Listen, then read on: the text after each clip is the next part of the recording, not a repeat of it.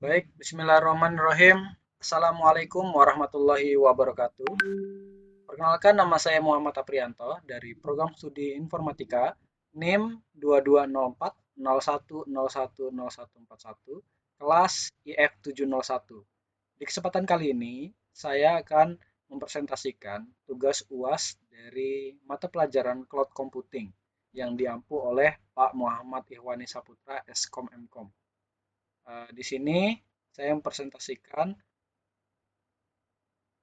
pertanyaan yang sudah saya jawab. Pertanyaan yang diberikan oleh Pak Ikhwani, kemudian saya jawab. Baik, soal yang pertama di sini jelaskan istilah di bawah ini. Soalnya adalah jelaskan istilah dari software as service, lalu utility computing, dan integrated network. Ya, yang pertama adalah software as service. Ya, itu adalah sebuah model penyedia perangkat lunak di mana aplikasi di-host oleh penyedia layanan tersebut dan dapat diakses oleh pelanggan melalui internet. Dengan alih-alih membeli dan menginstal perangkat lunak di komputer mereka, pengguna dapat berlangganan dengan menggunakan perangkat lunak tersebut sesuai dengan kebutuhan mereka. Beberapa contoh dari software as service itu adalah Google Workspace, lalu ada Microsoft, lalu ada Salesforce, Dropbox, dan Zoom. Lalu yang kedua itu ada utility computing. Apa itu utility computing? Itu adalah model penyedia layanan sumber daya komputasi seperti daya pemrosesan, penyimpanan, dan bandwidth. Ya, sesuai permintaan. Ini mirip dengan bagaimana layanan publik seperti listrik atau air yang disediakan. Pengguna hanya membayar untuk sumber daya yang mereka gunakan saja. Layanan utility computing juga dikemas oleh layanan provider dalam bentuk teknologi virtualisasi yang dikenal dengan layanan infrastruktur as a service. Ya. Contoh dari utility computing itu adalah Amazon Web Service ya, dan juga Google Cloud Platform. Lalu ada yang ketiga ini integrate network. Apa itu? Sebuah jaringan yang menggabungkan berbagai jenis komunikasi seperti suara, data, dan video ke dalam satu infrastruktur jaringan yang terpadu dengan tujuan untuk menyederhanakan pengelolaan jaringan, mengurangi biaya, dan meningkatkan efisiensi. Contohnya adalah jaringan konvers yang membawa suara, data, dan video melalui satu koneksi internet. Oke, next kita ke pertanyaan kedua, yaitu jelaskan dan gambarkan arsitektur network dari hybrid cloud computing. Hybrid cloud computing itu adalah model komputasi yang menggabungkan infrastruktur cloud pribadi dengan cloud publik ya.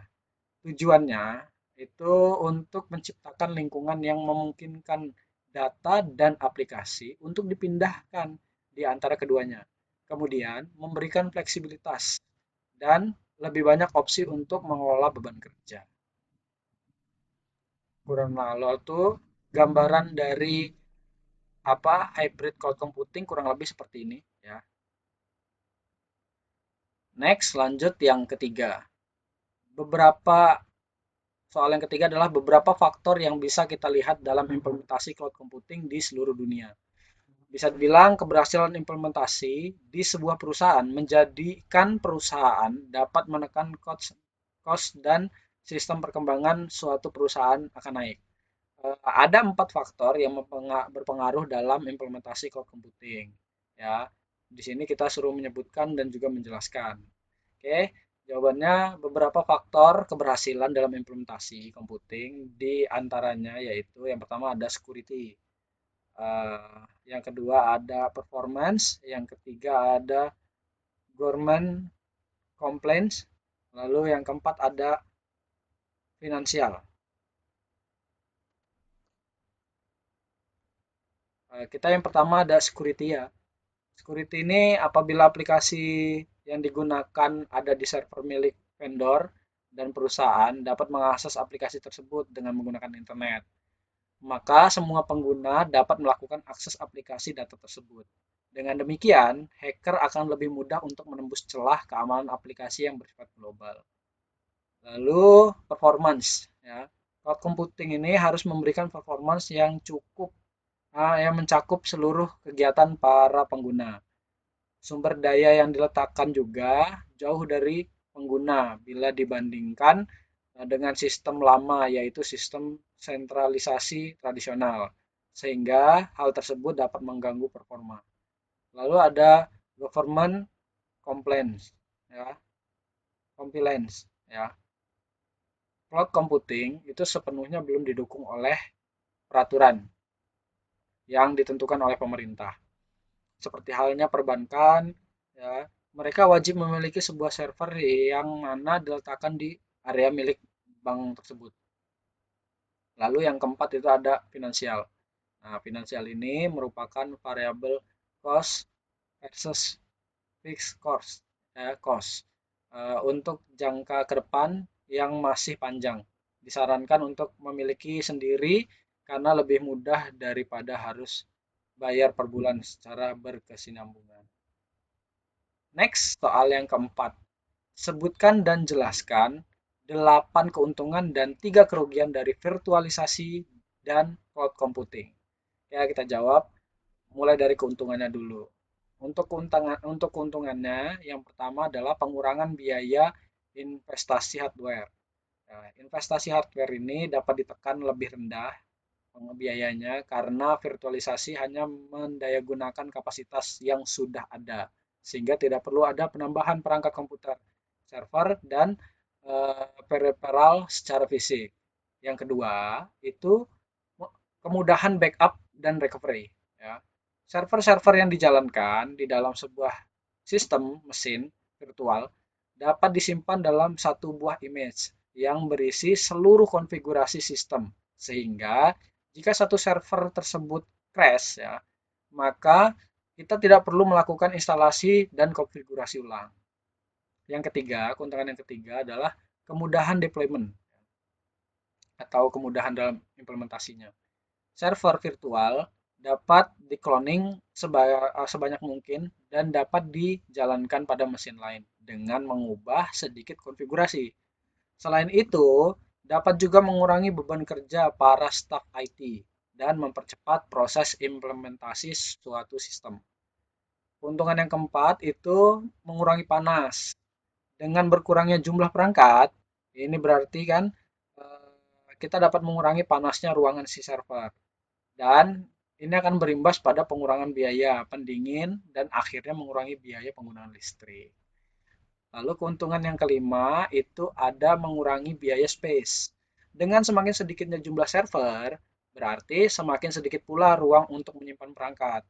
Jika server ditempatkan pada suatu co-location server, ini akan berimbas pada pengurangan biaya sewa. Lalu keuntungan yang keenam itu kemudahan maintenance dan pengelolaan. Jumlah server yang lebih sedikit akan otomatis mengurangi biaya dan waktu pengelolaan. Dengan jumlah server yang sedikit ini juga berarti akan lebih sedikit jumlah server yang harus ditangani.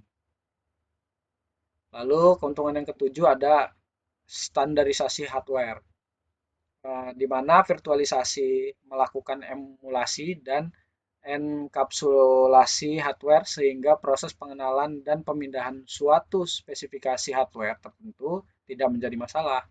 Lalu yang kedelapan keuntungannya itu adalah kemudahan replacement. Ya. Pada proses penggantian dan upgrade spesifikasi server, lebih mudah dilakukan jika server induk sudah overload dan spesifikasinya tidak mencukupi lagi. Di ini kita bisa dengan mudah melakukan upgrade spesifikasi atau memindahkan virtual machine ke server lain yang lebih powerful. Nah, selain keuntungan, ada kerugiannya tadi 3 ya. Kerugiannya yang pertama adalah satu pusat masalah. Virtualisasi base, ya, virtualisasi bisa kita analogikan dengan menempatkan semua telur di dalam satu keranjang. Nah, yang artinya jika server induk bermasalah, maka semua sistem mesin di dalamnya tidak akan bisa digunakan. Namun, hal ini bisa diantisipasi dengan menyediakan fasilitas backup secara otomatis. Lalu yang kedua ada spesifikasi hardware. Ya. Virtualisasi itu membutuhkan spesifikasi server yang lebih tinggi untuk menjalankan server induk dan mesin virtual di dalamnya. Yang ketiga, satu pusat serangan. Penempatan semua server dalam satu komputer itu akan menjadikannya sebagai target serangan. Jika hacker mampu menerobos masuk ke dalam sistem induk, maka akan ada kemungkinan hacker mampu menyusup ke dalam server-server virtual yang dengan cara menggunakan informasi yang ada pada server induk. Nah, yang nomor 5, jelaskan jawaban ini dengan video presentasi. Ini sudah saya lakukan penjelasan dengan video presentasi. Oke, mungkin sekian penjelasan dari saya. Kurang lebihnya saya mohon maaf. Saya Muhammad Aprianto. Wassalamualaikum warahmatullahi wabarakatuh.